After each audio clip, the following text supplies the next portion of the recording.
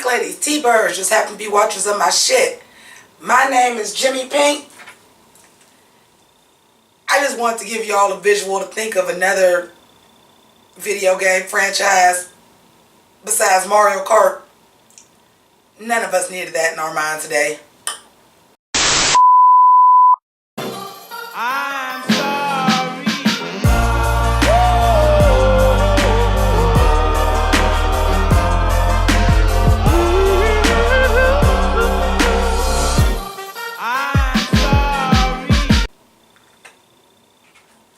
So, thank you for joining me. This is Season 1, Episode 6 of Camp Wannakiki. And I Wannakiki, bitch. Hold on.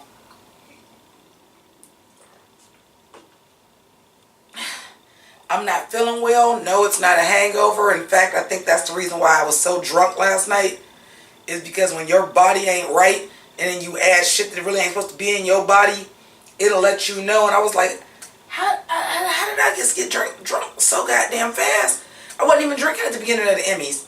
But that's never here nor there. Fuck the Emmys. We talking about this and some other fuckery. First thing I want to say is this. We did get a longer episode this week. For what reason, I do not know. No tea, no shade, no pink lemonade, but I gotta call it how I see it. The final 4 girls and y'all doing a little skit with them writing a letter home was cute. But did we need that though?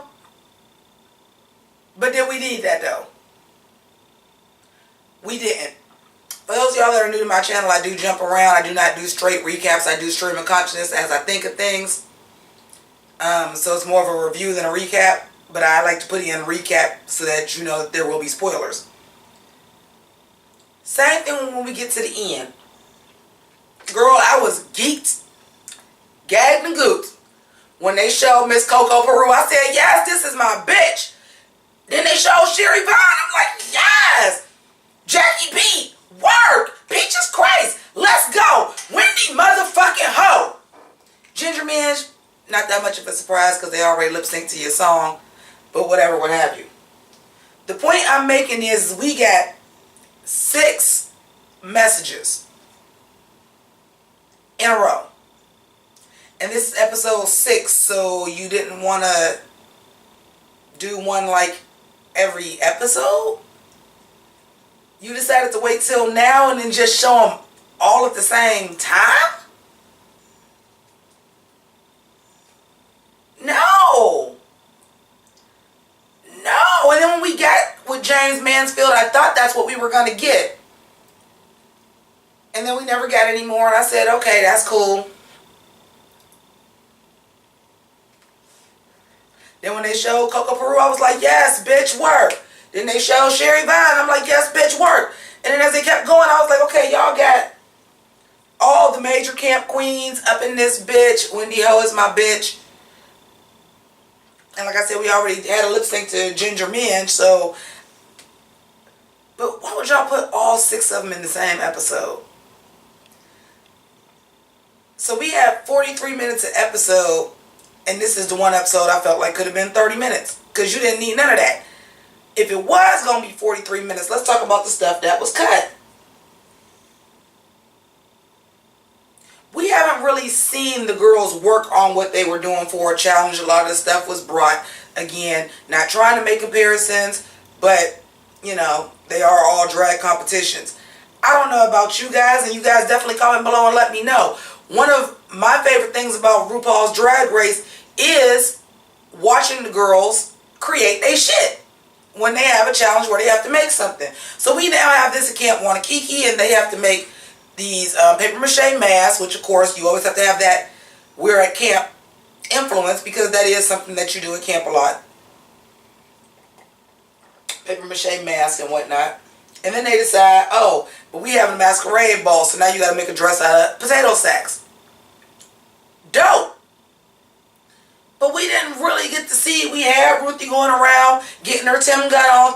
Also, by the way, shout outs to dear Ruthie, who now follows me on Twitter and, you know, commented. So I'm going to go ahead and give y'all them receipts. Boom. Up there. Shout outs to Dear Ruthie. Also, speaking of Dear Ruthie, the white shirt with the pink furry feathers around it. Yeah, I might be biting that for either Dragula or Drag Race this season. Because I was like, oh, that's cute without me having to do no whole lot of work. And that's cute. And I might really have to be biting that. Maybe not those colors. Depends on what challenge I decide to do it for. But I might be having to bite that. Anyway.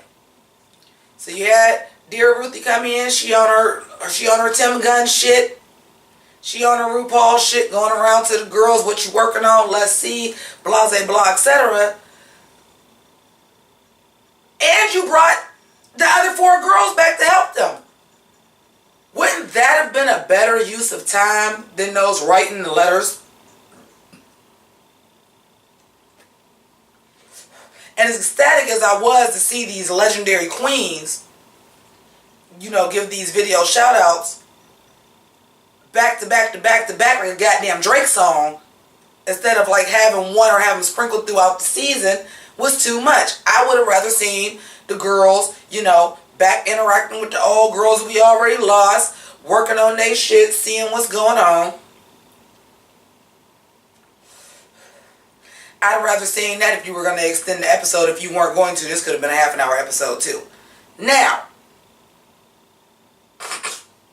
and excuse me because I'm like super fighting trying to get a goddamn sinus infection, so I'm like dog walking cranberry juice right now.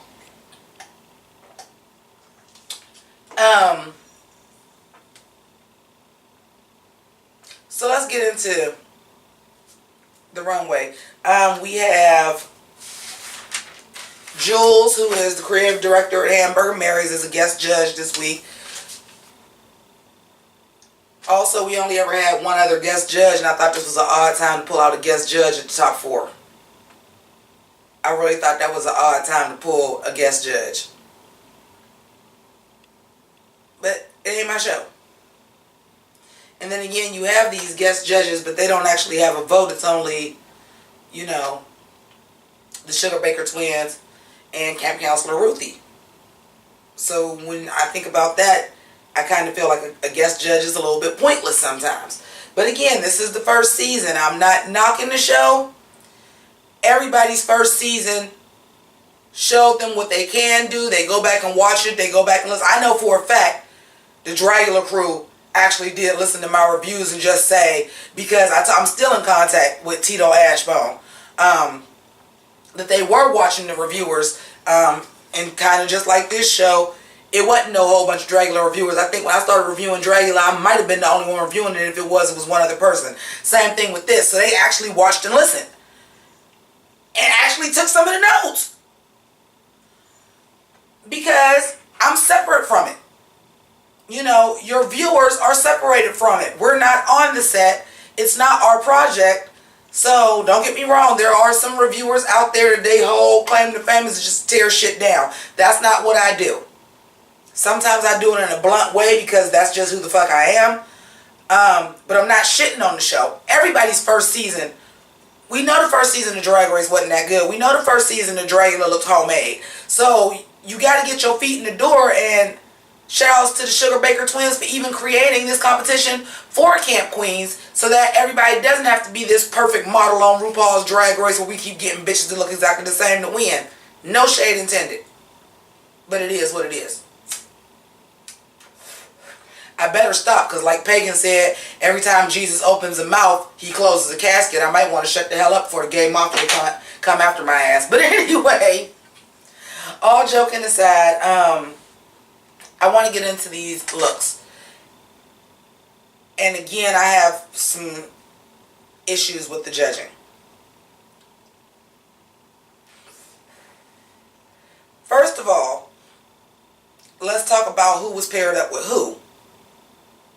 And was that an advantage or a disadvantage for certain people? I'm going to say yes. Specifically, because the person that you said, oh my God, the construction of this dress, blase, blah, etc., was Alexis. Who we've seen come out there with the costumes that she herself made, and Dominique is a seamstress. So she had a fucking mermaid gown made out of potato sacks. that Dominique really fucking sold like half of her dress. She said it herself. Okay. Then you have Vajayjay, who, you know, we've talked about. And I talked to Vajayjay. Shout out to Vajayjay. You know I love you, girl. You know I'm hot. I actually already talked to Vajayjay before I even got dressed to do the fucking review. I had to get in her DMs like, bitch, you know I'm hot as fish grease. This some bullshit. I'm going to get to that at the end. But, you know, who when she's had to craft her own looks weren't always the most polished. But this is a camp competition. I didn't think polish was the main thing in a camp competition. She was hands down the fucking funniest. But then you gave her Seika V. I love Seika V too, girl. I did watch them ghost stories. I'm going to talk about, maybe I'm going to talk about it, maybe I'm not. Because I just got done talking about how this episode was too long with filler. I don't want to do too much. But, I mean, shit. I showed y'all earlier in the season where Seika V says she don't make her own shit. She has people make her shit. So we know her ass can't sew. We seen what the fuck she had on when she got fucking eliminated. No, we seen what the fuck she had on when she should have got eliminated. No shade, but y'all know that Animal Couture was a hot damn mess. She know it was a hot damn mess. That's why she did an explanation video about it. But anyway. And then you're saying that her look wasn't as polished as everybody else's. Well, first of all, everybody out on the goddamn potato sack. And outside of Alexis's, I didn't think nobody's looks polished. I'ma just keep it 100. Number 2. Pagan. Now y'all know I've said this all season long. I felt like Pagan was our fashion girl. I did not like Pagan's look at all. I did not like it. Her dress was the only one that still looked like it was a goddamn sack. It looked like she took a potato sack, cut the bottom of it off so that it wasn't a bag no more and it was just basically a skirt with no shape. Gathered at the top, attached it to some kind of tank top or fucking bra, and then threw some decorations on it. You gotta be fucking kidding me. You gotta be fucking kidding me. Now, I am not a fucking seamstress. But I told y'all, my drag is straight up dollar store, craft store, fabric store. Period. With clothes, because I am a biological female, I have a lot of fucking clothes. So, oh, the challenge is blue. Let me go dig out a fucking blue dress I already own and add some shit to it. That's how I know that's what the fuck Pagan did. Which ain't a bad idea. Next time I might go to the dollar store and get some pillowcases and do that same shit. Because it was actually smart. But, really? Her mask eyes wasn't even cut out. Hers wasn't even a full face, which I guess it didn't have to be, but I just think she failed. The only part I liked about it is that she said this was the craft challenge, so I threw paint all over myself. And it's like my makeup. I thought that part was dope. I didn't get it. Because maybe you should have did some paint splashes or something on the dress too so it matched. But I didn't like it.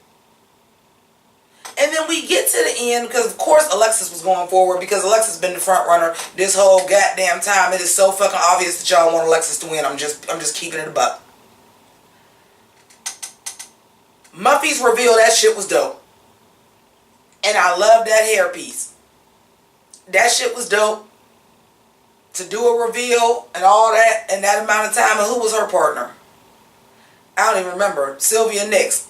Whatever. She basically did that.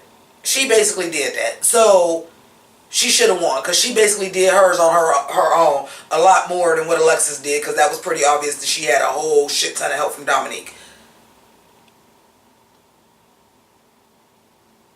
But I liked Vajayjay's look. And it's not because I talk to Vajayjay all the time, because I talk to Muffy too. I talk to Seika V too. I keep it a buck at all times on this show. Anytime I'm reviewing anything, I'm keeping it a buck. I don't give a fuck if my next door neighbor get on motherfucking Drag Race. Bitch, if you're fucked up, I'm gonna let you know you fucked up. But I liked the JJ's look. We had seen when she was doing her campy photos. That's a character she does, which is like this ditzy blonde sex pop with way too big boobs and just over sexualized with the big come fuck me platinum blonde hair, which I'm sure is just white, but we've already seen her do that. So for her to bring that back, the mask was dope. I love what she did with the burlap, because y'all, obviously I'm here for a headpiece, obviously. But like the burlap in the hair, I actually liked it. And let's talk about the fact that she had on the shoe that actually matched her goddamn dress. Because paying that black goddamn character shoe wasn't it, sis. That wasn't it. Your dress ain't had shit to do with black. You ain't had no other shoes you could have wore with that? Okay. I say that again to say this. I think Pagan should have been the one that lost. Pagan should have went home this week. Sorry about it. That's how I feel. It's a camp competition. Y'all literally took the person that y'all full-fledged said was the funniest bitch in the competition, and the funniest bitch in the competition in a camp fucking show ain't making it to the top 3. And yes, I feel kind of motherfucking way about that. And let me tell you something. I feel a lot better now because cranberry juice will get infection out. You gonna shit a whole lot. You was gonna be peeing out your butthole, TMI. But I had to do that before I could even get engaged because I felt that bad. And I almost said, well, this is online. Maybe I'll feel better later. Maybe I'll do it tomorrow when I get off of work. Didn't even know for sure if I was even going to get engaged and do the fucking review. Till I seen that goddamn Injustice, Gods Among Us. Again, trying to make y'all think of another video game besides Mario Kart, because none of us needed that today.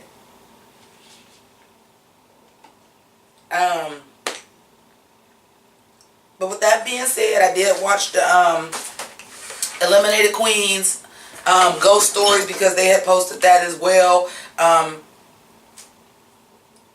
They were pretty dope. I really enjoyed their stories. I feel like were stronger than some of the girls that were actually on the show doing the ghost stories. And at first, I did not get Dominique de Grant's at all. And I was like, bitch, it's kind of hard to be scary and all pink. But then when she was saying like the metal claw, and I realized that the story was like she was a doll inside of the game machine where they go for the claw. And I was like, bitch, that's dope. And then I guess it grabbed her from the face. And that's why her face was all fucked up. I said, bitch, that's dope. Now that was thinking outside the goddamn box. Bitch, that's dope. But anyway, we're going to go ahead and wrap this up. I want to thank all of my patrons, as usual. Oh, shit breaking. Excuse me, the shit is breaking, y'all. Told y'all, I swear by it. If you feel like you about to get a sinus infection or an infection of any kind, don't think it's only for UTI. It ain't just for urinary. Cranberry juice, 100% cranberry juice. Anytime you feel like you getting sick, get you a big ass bottle of it. Do not get the cheap shit. Do not get cocktail. 100% juice. Drink that shit down to break anything you got. Auntie Jimmy, just put y'all on to something. But anyway, thank you to my patrons. Again, please check, verify what's going on with Patreon because they're declining payments. So just verify that for me. If you'd like to become a patron, we do start at $1 a month. That's $12 a year. If you enjoy my content, I would appreciate it. But if you ain't got it to give every month, you know, I do review drag. So tip a bitch. PayPal.me is up there somewhere and you can shoot me something through there. Also, I have merchandise and my CD is for sale and all that shit is down below. While you're down there, you might want to go ahead and become a member of the House of Grease if you are not already. The easiest way to become a Pink Lady or a T-Bird is just click the subscribe button. Hit that notification bell too while you're at it so you know when the rest of my Camp Wannakiki, other drag reviews, or hell, a whole host of other shit I reviewed. I did a drunk ass review of the Emmys last night. Y'all might want to go check that shit out. It's not funny. I look stunning.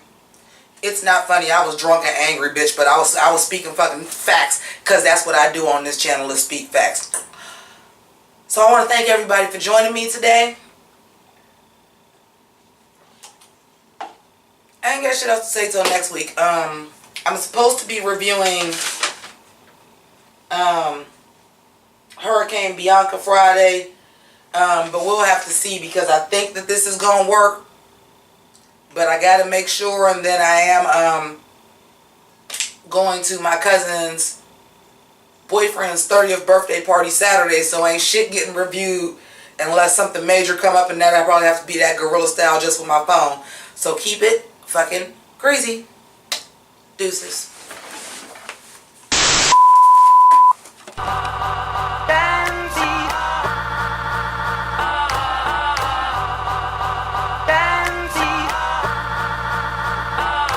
Hey yo, I dog these niggas like girl's best friend, right? Ren 10, right? Haunted by my past, same shit, different mask like Scooby-Dooby-Doo. Where are you? But I spotted you out like Spud McKenzie. Figured out the game like the Bloodhound game. I thought you was my friend, you broke my heart again. Well, the game done switched. If you a dog, I'm a bitch.